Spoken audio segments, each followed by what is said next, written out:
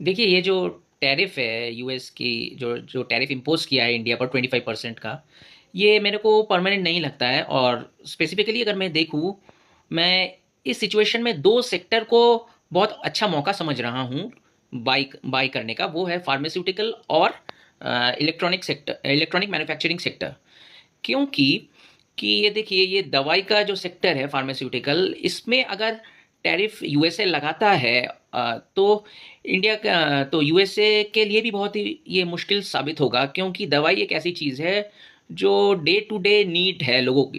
क्योंकि अगर इस पर अगर टैरिफ लगता है तो उधर उनको दवाई पर बहुत ज़्यादा दाम लगेगा यूएस के लोगों के लिए।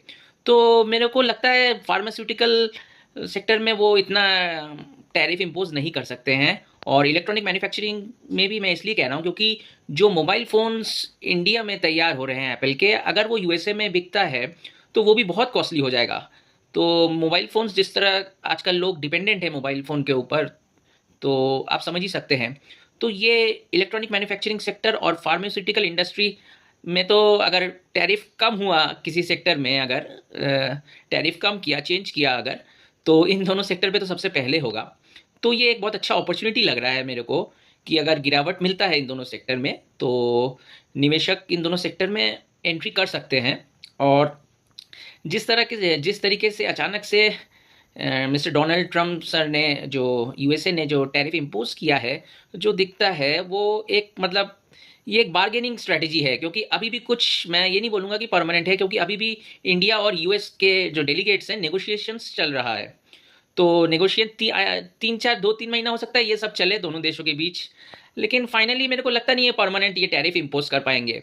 क्योंकि मेन दिक्कत ये हो जाएगा कि ये टैरिफ अगर 25% लगा रहा, वहाँ के जो कंज्यूमर्स है, यूएस के कंज्यूमर्स है, उनको बहुत मतलब चीज़ों के दाम बढ़ जाएंगे।